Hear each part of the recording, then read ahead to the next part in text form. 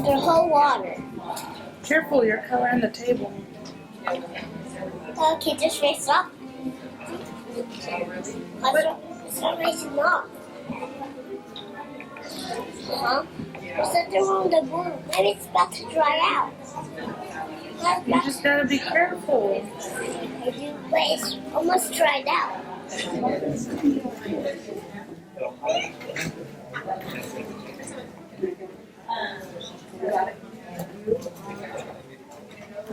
Yeah, just hold it. Put it in there. Mom, I don't do that.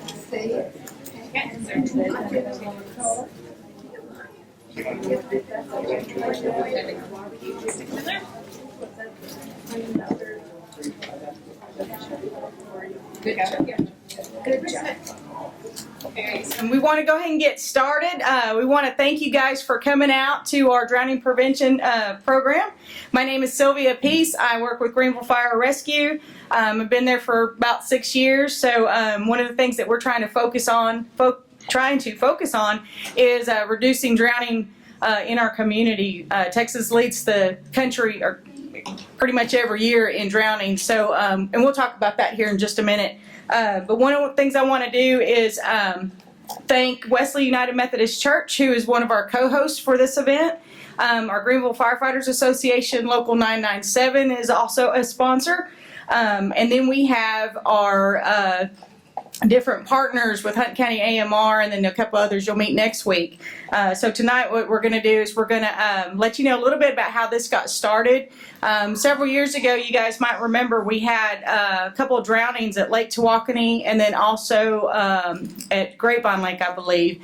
And so I live on a lake, and so it kind of hit close to home that there was a father-son from a family that was lost. And so we decided that we would try to start working on some drowning prevention for our community. We have lots of lakes in the area. We've got city reservoirs that are in the neighborhoods. And so we want to make sure that everybody's educated on ways that they can keep their family safe in and around water. So that's kind of how this came about. The other thing I needed to mention real quick, and I forgot, is that we have exits here at the front up here, and we have some at the back. Should we have any type of emergency, make sure you use those exits. If you need to use restrooms, they're at the back of the room across the hall. Feel free to get up anytime. If you're still hungry, there's food back there. The meal was provided tonight by Hunt County AMR, so they're our food sponsor as well tonight. The other thing, or the next thing we want to talk about is that we'll have door prizes tonight. I'm kind of a little scattered today. We start a different way than we did last year. So we have door prizes, and so what we'll do at the end of the program, we'll draw names and we'll give door prizes out. We also have some free giveaways too that we'll do, and then we have some grand prizes that will be given away at the end of the 3 weeks. So every time you come, you get to enter your name in our door prize drawing. So be sure and fill out your little ticket there. Also, the other thing that we want to make sure everybody gets tonight is what's called a Water Watcher card, and we'll explain that later. But that Water Watcher card is something every family should have anytime you're around water, whether it's a swimming pool or a lake or a pond, a water park. Anytime you're around water, you want to have one of those. So we'll go into detail about that in a little bit too. And then the next thing is we want to show you this quick video. We're part of a drowning prevention coalition in North Texas, and we received this video from them that they just put out, and it's a pretty neat little video as far as catching your attention. So, but I have to go over there to go play it. So hang on. I'm down in this pool, surrounded by friends and relatives. That's because Dad thinks Mom is watching me, and Mom thinks Dad is. But actually, nobody is watching me. And I rarely make a sound when I'm struggling with Don't assume someone else is watching. Become a water watchdog at abbysoap.org. In a minute, I'm going to drown in this pool, surrounded by friends and relatives. that video really catches me watching it, and that's one of the biggest things that people don't realize is that everybody always thinks somebody else is watching. So as we go through this series of classes, we want to give you ways that you can prevent that. That watchdog card that they're talking about is the same thing as our water watcher card. And what that water watcher card does is it provides you a way of assigning a person the responsibility of watching the water, whether it's a swimming pool or a lake, or anytime you're around the water. It's something they hold in their hands so that when they're watching the water, or they know that they're the person that's responsible for watching the water. And it has little things to do, like you're constantly scanning the bottom of the pool. You're going to know how to do CPR and things like that. So it's really important to have that so that you're not in this young little lady's situation where somebody thinks somebody else is watching. You know you're the person that's responsible if you have that card in your hand. And so everybody will get one. And if you need some for friends to take that aren't here tonight, we're more than happy to give you all those as well. As I said before, Texas is one of the states that leads the country in drownings every year. We've had 17 already. It's up to May 7th of this year, and one was in Hunt County. So something definitely we want to be aware of, and we'll update these stats. You'll be really surprised as we go through this how much that rises in just a couple of weeks. So just real quick, these are just some basic facts about drowning. For every child who fatally drowns, another 5 end up going to the hospital with some type of extended care, whether it's from some type of brain injury from lack of oxygen, things like that. So it's not just the fatalities, it's also the ones that impact you in the long term, even if you still survive. So drowning is the second leading cause of death for kids under the age of 14. So, you know, a lot of people think this is just a little toddler's problem, or, you know, it's adults that go out and aren't being responsible on the lake or something, but it's a big problem with the little kids, or kids 14 and under. So kids 1 to 4 have the highest drowning rates in swimming pools. And that's because a lot of times there's not barriers and things around their homes. If maybe the doors don't have an alarm and the little one sneaks out, or they don't have a gate around their pool. And things like that. And we're going to go over that next week in more detail, but that's just kind of a brief overview of what stats are for the little ones. So at the age of 15, most kids probably know how to swim. Most parents are comfortable letting their kids go off swimming.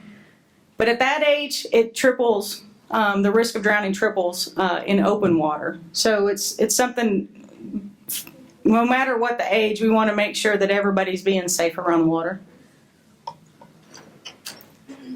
So this slide is from the mom of the boy on the right. She put this together, and what she found after doing some research was that the little ones and the teenagers are part of what's called the X effect, and Texas is an X effect state where what happens is, you can go to the next slide, is that the little ones, if you look up, you'll see on the left-hand side there, the little ones are more susceptible to be, or have a higher risk for drowning around swimming pools. And then as they get older, it goes down, but then jumps back up when they hit those teenage years and around open water. So what her group, the LV Project, promotes is lifelong water safety. So as part of that, one of the things you want to be able to do is know how to call 911. And I know a lot of people think, oh, you just pick up the phone and call. But it's not just that. It's knowing where you're at. So you want to make sure you know your location. You guys got this as a handout as well. State your address. Make sure your kids know their address. That's a big thing too. We try to teach, whether it's for drowning, any type of emergency, fire. We want to make sure kids know their address. If something happens to you and they need to call, then they need to be able to tell where they're at. Especially nowadays when not very many people have landlines anymore. We have cell phones, and those cell phones don't show up on the 911 dispatch center's line yet. They will eventually, but they're not quite here yet. So you want to make sure wherever you call from, make sure you know what your address is. Make sure you state what your emergency is. Stay on the phone till dispatch tells you to hang up. Try to stay as calm as you can. One of the things, not just for, if you go out to a lake and you know you're at the lake, but you don't know whereabouts you are, one of the things you can use is like your driving map or driving apps that can help you locate where you're at. If nothing else, you can tell them I'm at the end of this county road. Lakes like Lake Tawakoni are huge, so you can't just tell them I'm on the south side of the lake. I mean, there's a lot of the south side of the lake. So that's something you can use, and that also helps on other emergencies. If you've got kids that drive back and forth to college and they're driving, a couple hours to get there, if they have trouble on the road, those apps can help them as well, pinpoint where they are if they end up having any, roadside trouble or something. So one of the big things, especially with cell phones, is you want to make sure that you know where you are as far as, are you inside the city limits, whether it's Greenville, Commerce, Celeste, or are you in the county? Well, you can have an address that says you live in Greenville or says Greenville, but it doesn't necessarily mean that you live in Greenville. You could live in the county. Those addresses are related to post offices versus city limits. So if you have an address and it says, it's county road such and such, that's typically you're going to live in the county. So if you have to call and you're calling from a cell phone, you want to keep in mind that your cell phone may ping off of a different tower, where if you're inside the city limits, your cell phone might ping off the county tower, and I call it county tower. It's not necessarily county tower, but it may go to the county dispatch, which what happens is then they have to relay you or transfer you back to Greenville once they know where your emergency is located. So make sure you know if you're inside the city limits or outside, regardless if your address says Greenville or not. It could be that you live actually in the county, and that's going to who they're going to dispatch first. So that saves you a little bit of time, and in emergencies, those seconds count. So this slide, and you all got a handout of this as well, has the non-emergency number for Greenville and the non-emergency number for Hunt County.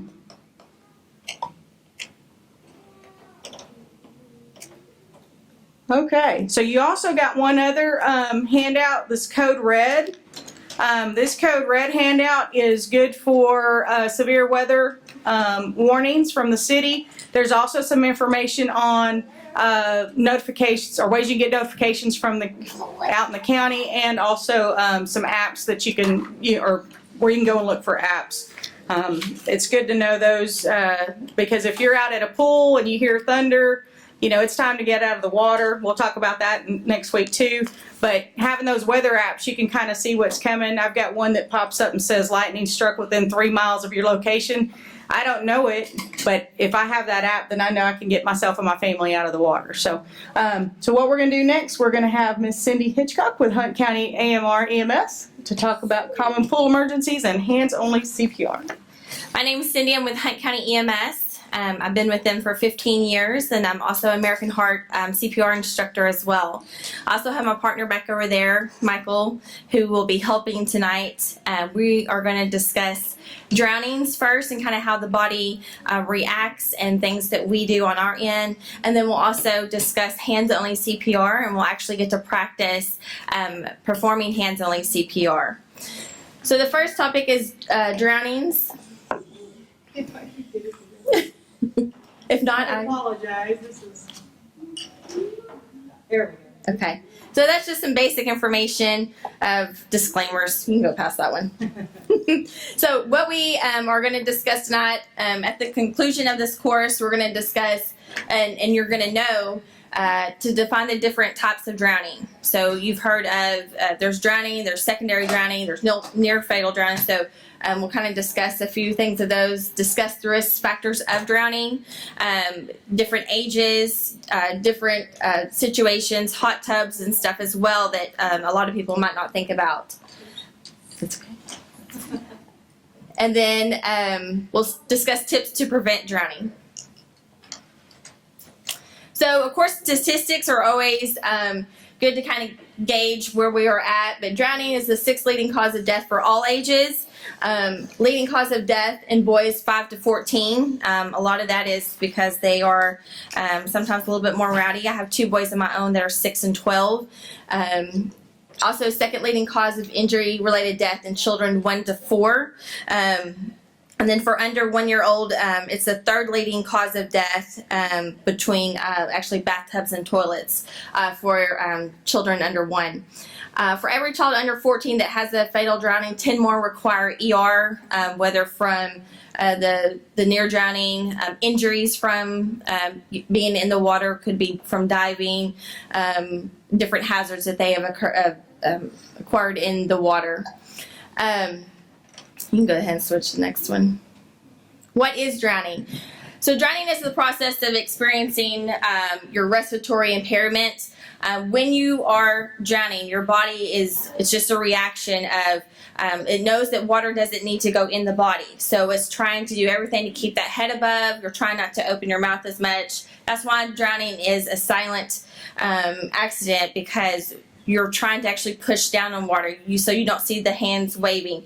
The body is reacting. You're trying to push down. You're trying to keep your body above the water. And so you try to keep your head above the water as well, and you know that water doesn't need to go in. Okay, you can go ahead and listen. So your non-fatal drowning is, of course, the person is rescued at any time the process of drowning is interrupted. So we might see a kid starting to kind of go under. We realize it and we grab them when we pull them up, and they've not had enough time to completely go underwater. And then your fatal drowning, the person dies at any time as a result of drowning. So whether they have died at that point, and then we've started CPR resuscitation attempts for that person. Group risk. Of course, your males at age less than 14. Alcohol use, it impairs you as well. Poor education, as meaning as people not understanding possibly how to swim. And it's okay if you don't know how to swim. That's one thing if you're out with friends and you might not notice how to swim, or you're not a very good swimmer. It's okay to let them know that, or stay on one side so that you're not at risk of a potential hazard. Rural residency, a lot of times you have your swimming pools where you have more room to have swimming pools. The farm areas where there might be ponds on land where you go fishing. So those are some risk areas. Risky behavior where everybody's kind of playing around, trying to jump in the water, or pushing other people in the water, and you push somebody in the water and they might not know how to swim. So that's a risky behavior. Lack of supervision is always one of the main ones. And then also medical conditions. If a person has epilepsy, which is a seizure disorder, that could be a risk. If they're in the water and start having a seizure, then they could start to go underwater and take on water. Just more statistics of your ages. It just shows, how it increases with age and for your risk of your drowning deaths. Let me switch it. And then your California, Arizona, and Florida drowning is the #1 cause of injury-related deaths. And normally that's reference to there's a lot of pools in that area, a lot of waterways. Texas, of course, it's hot, so everybody usually has a pool or some type of water source, or they go out and have access to more waterways. Toddler drownings tend to occur to lack of supervision. Afternoon, it could be while they're taking a nap, or while you think they're taking a nap, and you might be where you're going to go just clean something real quick, or try to just get a bite to eat, and we assume that they could be sleeping and they could actually get up and get outside the house. And also early evening, while you're getting things ready for the evening, making dinner, everybody's kind of getting in routine, trying to get things done, and they could slip away. Recreational boating is another one. 90% of deaths due to drowning, 20% of drowning deaths due to lack of flotation devices. A lot of times people will get in thinking, okay, I'm in a boat, I'm going to be okay, but if storms come in quickly, it can tip over boats. Storms, and Sylvia can attest to this, that they form quickly over your lakes, kind of out of nowhere sometimes, but they just assume that they're in a boat, they're going to be okay. Even your smaller boats, kayaks, you might not think that you're going to take them out as deep, but still things can happen with the with the boats, kayaks, and cause them to overturn. Also, type of weather. If it's cold weather as well, then if you're in the water, it takes on rather quickly. Yeah, you can switch it. Diving injuries as well. We've had where we've gone on calls where we've had a gentleman that realized he had went to jump in the water at his parents' house, and a few years ago the water was deep enough, but we had some drought and the water was lower, so when he jumped in, it was a lot more shallow than what he had expected and ended up having a head injury. So different things like that water changes with our droughts, so you have to think about that as well when you're entering an area that you might be familiar with. Over time it could change. Spas and hot tubs, you have your entrapment, your drains where a bathing suit or hair can get stuck underneath the water, as well as the covers.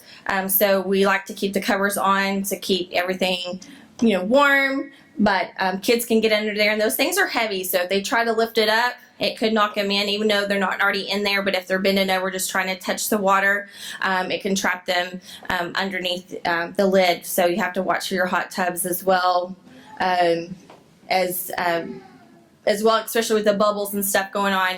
There's a video that's out that shows at a hotel where a child gets in there and he is underwater for several minutes, and there's probably at least 6 or 8 adults that are sitting around the hot tub and have no clue that child is in there. I don't know if it was for darkness, it was on a security camera, or the bubbles, they just couldn't see. So those are things as well when you have little kids around the hot tubs, even though there might be 3 or 4 foot, if you've got somebody that gets into the middle where they can't touch or swim, that could cause an accident.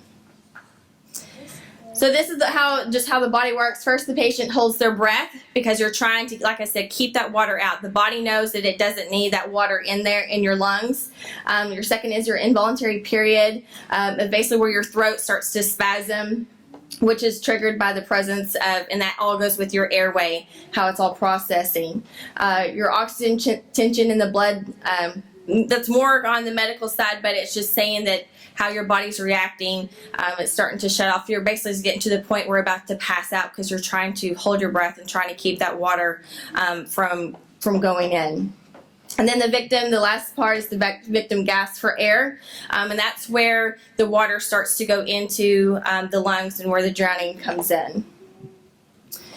Autopsies of 578 individuals who had apparently drowned. They found the evidence in their lungs. Noted that they actually had ventilation going where they're actually taking in that water, they're breathing in, it's flowing through the lungs. Also, you have your fresh water versus salt water. When your fresh water enters the lungs, once again, it's kind of on our medical side of how the body reacts with that water. When you have salt water, it pulls more of the fluid from the lung process. You switch it. Those are my guys. Yes. So the prognosis of that, of what we would have is when you have somebody that's drowned, we do want to start CPR, and those are just statistics of the more that we can recognize that somebody's in a drowning situation and pull them out and immediately start CPR increases their chances where they won't have any effects from being in cardiac arrest. Okay, so the things that we have to think about are age of the victim. When you have your younger kids, of knowing if they know how to swim, being aware of the dangers of being around the pool, understanding that they have to make sure that an adult is watching them, being around with them, and helping them. Submersion time is how long possibly that child will, if we put the child down and we haven't seen the child for 30 minutes, that they could have possibly been in the water that long. Also, your water temperature, if it's if it's cold outside and they're in a pond, or if they go into the pool where it's cold, those are things to think about how we're going to treat how we treat that person.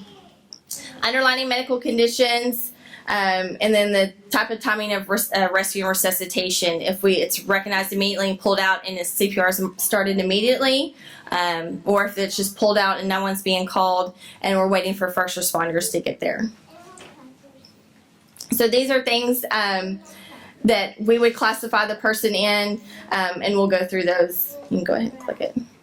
So asymptomatic is victims that experience a brief witness immersion with immediate resuscitation. That's just recognizing quickly somebody's gone down in front of us, gone underwater for just a few seconds. Then you have your symptomatic where when they've come out of the water and we've been able to roll them on their side, clear their airway, things that they could experience. This is kind of where your secondary drowning, near drowning, those are kind of words you hear of this. It's basically taken where the water gets into the lung. It's like an aspiration. When that happens, the water gets in there, it could cause possible infection in your lungs. So normally it's just like also with choking. When we have somebody that's choked, we always watch for them afterwards to make sure they haven't aspirated any fluid, any particles in the lungs that can cause any type of infection or wheezing or respiratory distress. So normally when any of that between a drowning person that has been, that we've been able to brought out and resuscitate, or that we've been able to just roll and clear that airway, we always want to watch for them for the next 48 to 72 hours to make sure that they're not having any type of respiratory distress, any type of infection that can go on, where that would include fluid buildup, could cause pneumonia as well, so any type of fever infection would show. And then our cardiac arrest is what we would go into where they're not breathing, not responding. Asystole would be that there's no heartbeat at all, or bradycardia is when they have a very faint heartbeat. I'm going to skip that one. Also your secondary causes, if they are in the water, head trauma, if they've had any type of diving incident, that they could actually cause lead into seizures as well for any type of head trauma. Your decompression sickness is if you're out diving and you come up too quick. Okay. And then this is stuff that we do on our end and as well as the hospital. It's more medical terminology, but it's basically your lab values, checking how your blood is, checking chest x-ray to check for any type of fluid in the lungs, or any type of water, making sure that you didn't hit your head if it was a diving incident. Yeah. And then so things that we would be doing is starting with C-spine to make sure that if you did have in the water, we need to know if there was any type of possible head injury or neck injury. Taking care of your airway, breathing would be your CPR, and then if you're in cold water, then we would need to warm your body. So we would put warming packs or warming blankets on you to warm up the body. And you skip that one. Yes, that one. Okay, your cold water drowning. Patients with severe hypothermia may appear possibly where they're dead because of how the body's reacting to the cold. Your body basically shuts down, so your blood is not circulating as well. So we want to warm that body up to give that body a chance for the blood to start circulating. So those are things that we do, like I said, rewarming, give warm IV fluids, and so that we can bring the body temperature back up to a normal range. Prevention of drownings, there's 85% of drownings could be prevented, whether it be from supervision, swimming lessons, just a regulation of your pool, that, letting your kids know that they can't go out without adults, and then of course public education like this. But once again, it's okay to know if you don't know how to swim. So if your friends, you don't have to feel like you have to, jump in on the deep end if you don't know how to swim, because it could put you in a bad situation. So being able to, express that or making sure that nobody's playing around the pool that doesn't have any type of swim lessons, especially with kids when there's a bunch of group of kids around.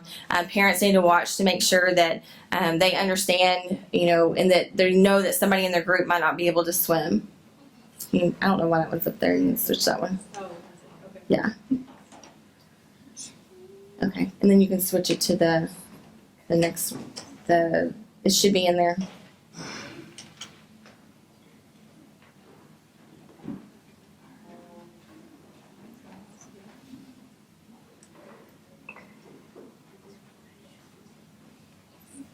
So next we're going to talk about our hands-only CPR. When adults suddenly collapse, it's important to act fast. Helping to save a life. Just let it play, that's fine. I'll talk about it. Just start hands-only CPR. The first step is to send someone to call 911 or call 911 yourself. Then get directly over the victim. Put the heel of one hand in the center of the chest. Then put your other hand on top of the first. Then push hard and fast in the center of the chest until help arrives. It's important to push at a rate of at least 100 beats per minute, which is about the same tempo as the song Staying Alive. I'm gonna have that playing while they're practicing Let's too. hope you never have to That use song hands-only playing while they're CPR. practicing. But if you see a teen or adult suddenly collapse, don't be afraid to try it. Remember, call 911, then push hard and fast in the center of the chest until help arrives. Your actions can help save a life. To learn more, call 877-AHA-4CPR. Yeah, that one's it. That's it. Okay, so now we're going to discuss our hands-only CPR. What that is we have a program called Keep the Beat. It's a hands-only CPR program that we go around to the schools and teach, but it's something that American Heart promotes, that early bystander intervention can help increase the person's chances of survival with hands-only CPR. Now, there's a difference between hands-only CPR and actual certification, but we want to mainly focus on if you're out and about with bystanders and you have no certification, that it's okay and that we want you to try to help give that person a chance of survival. Your hands-only CPR is something that anybody can do. We start from 3rd grade up in our schools, teaching them just the basics and getting familiar. The one thing that the first step that we talk about is calling 911. And somebody had talked about that as well for calling 911 of knowing your address, knowing your location. Kids, that's homework for y'all tonight. You got to learn your address. Your address consists of numbers on your house, or numbers on your mailbox, and then the street that you live on. Okay, so when you turn down your street to go home, look for the name of the street. There's usually a little sign out there. Also, parents, you can write it down on the refrigerator, have your mail, you can check the mail, kids, and know what your address is. Or if you're somewhere that you don't know, maybe you're at Grand Park or at the splash pad and y'all wanted to go fishing, what's around you? There's a dog park, there's water that has a fountain coming out of it, there's a pier. Those are things that we kind of already know, what park, what general area, if you're north of Greenville, if you're at the sports complex, and just say that there's baseball fields or soccer fields around. So different things like that can help us locate you, what's around you if you can't really remember numbers or addresses. But try to learn your address, even if you're visiting grandparents or friends. Just pay attention, just be aware, or like I said, look for mail that could be on the table, or you can have the address written on the refrigerator. When you call 911, you need to basically paint a picture of what's going on. If cardiac arrest, if CPR is being performed, if somebody's hurt. So those are things that will help us if we need to have multiple ambulances, if we have multiple patients, have our fire department, if they need to help with any type of car wrecks or chemical exposure. So try to tell us at least what's going on, so kind of paint that picture so that we can get those first responders to you that we need to get. When you have somebody that's in cardiac arrest, it's where the heart stops, the person's not responding and not breathing. Okay, so if you have an adult or if you have somebody in the pool that is not responding to you, not breathing, you want to make sure and call 911 first. And then if you have a cell phone, you can place that cell phone on speaker and set it down beside you. And you're going to be talking to a dispatcher. And that dispatcher is going to, they're basically going to help you step by step of anything that you might need to do. They'll be asking you questions and you just answer their questions and you can follow along with what they're doing. But when we are performing CPR, we want to make sure the person's laying flat. Because you're basically beating for the heart. So we want the person laying flat, so when you do compressions, which is where we're going to show you and you actually get to practice, you're basically beating for the heart, you're pushing on the body. So if I have my guys come up here, I don't know where they went, they kind of all scattered for a second. So what I'm going to do is we're going to do probably groups of maybe 8 to 10, if that, we could probably maybe do 6 to a group. And then you're actually going to get to practice, okay, when we get to that point. So, if I have a person, can everybody see someone?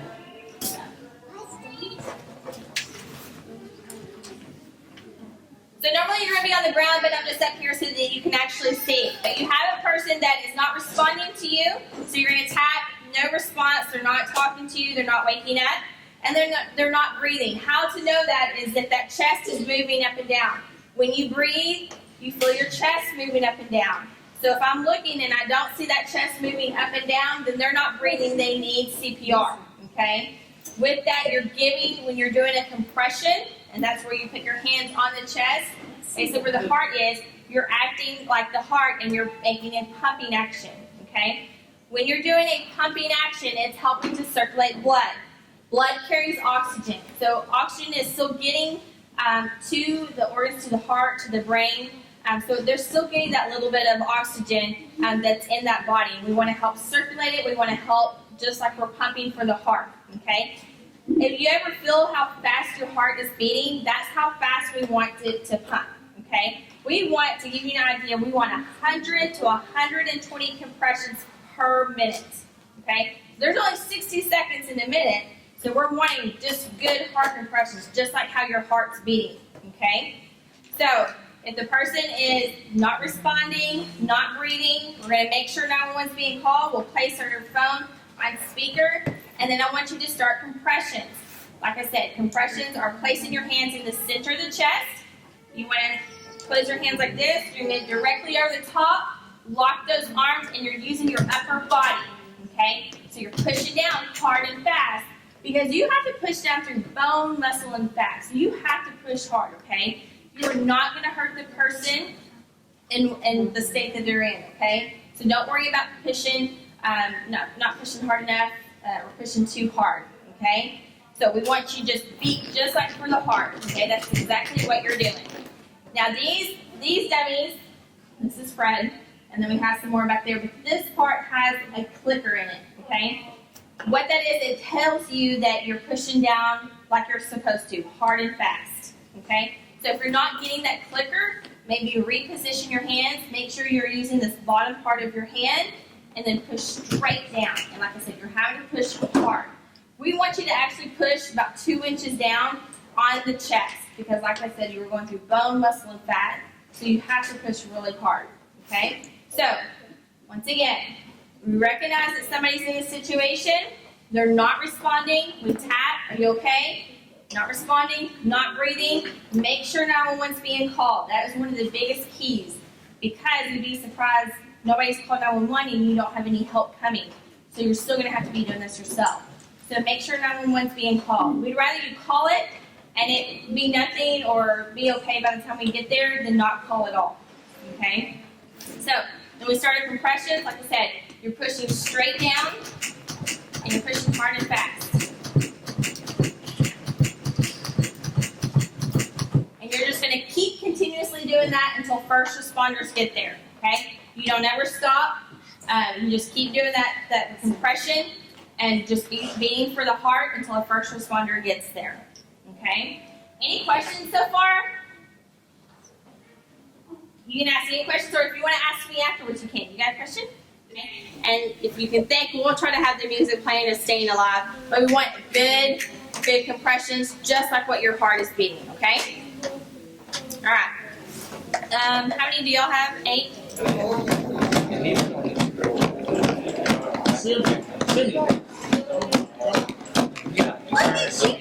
That's awesome. You were doing so good. Good job. Your sister, she did it too? Your sister did it too? Good job. And if that number's too low, you can slow down. Oh, this one? Okay. Alright. Good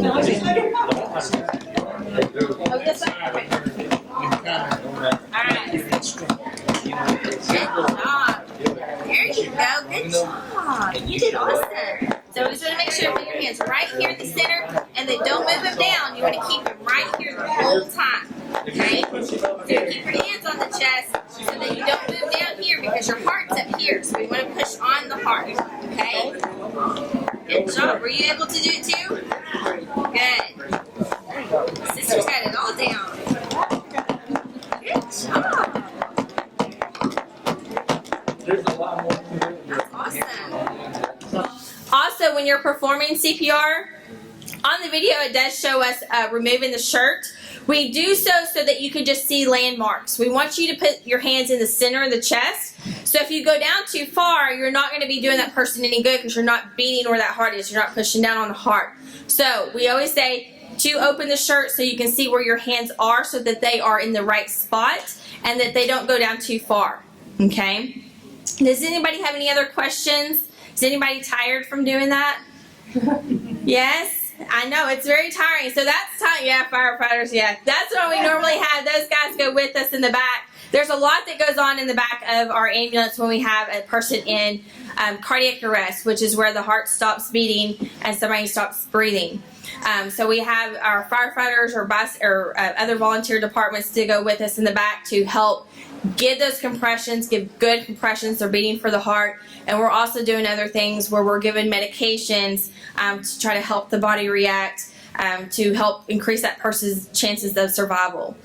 So there's a lot. It's a whole team environment. So if you're doing CPR and you have somebody else that comes up that knows CPR, or even if they do not know CPR, you can tell them where to place their hands and they can help out as well, because you're going to get tired mentally and physically. So if you have somebody that can come up and switch with you, do so, because usually it might take 4 to 6 minutes for a first responder to get there, and we want you to continuously do CPR until first responders get there. So if you have somebody else that can come up and help you, please do so, and you can just show them where to put their hands and what to do and coach them along as well. Okay? Does anybody have any other questions or anything that they thought of or wasn't for sure? All right, well, thank y'all very much. I'm going to turn it over to Sylvia so that she can finish up with the rest of the night. Awesome. Thank you, ma'am. Okay, who's ready for door prizes? Yeah? All the kids, yes? All right, good deal. Well, before we do the door prizes, we also have these and these. So everybody will get one or the other, okay? So when we get done, all the kids can come up here and get either a bouncy ball or a frisbee, okay? All right, so Miss Cindy, will you come draw a name? There. All right. Okay, draw us a name. This is going to be for Dairy Queen, $15 gift card. Kelsey, last name? Topher Kelsey? Hey, all right. Okay, there you go. Thank you. Make sure you buy me a blizzard. Let's do $10 Sonic card. Woo! Emily Huddleston? Emily, all right.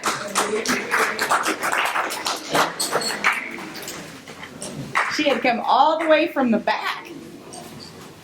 That's worth it for Sonic, right? Go get you some tater tots. And George Aguilera? All right. You like Starbucks? Where's George? All right. Oh, hey, I know a teacher here who loves Starbucks. I know teachers love Starbucks. It is Teacher Appreciation Week. There you go. And Vicki Ward. Okay, $10 to Chick-fil-A. These y'all were provided to us by Jose and Parkland and Chips. He's got lots of good information for kiddos. So if you want to, stop by at his table back there at the back. He'll be here through the next 2 weeks also, I believe. Yeah, I'll do these two. All right, so we got a $15 Whataburger. Somebody folded this up a little bit. Aiden Cummins. All right.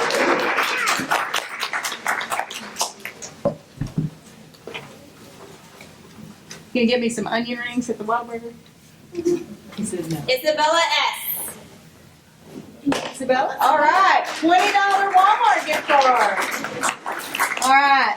So the other thing we have is, this is one of our grand prizes at the end of the 3 weeks. Here you go. Thank you.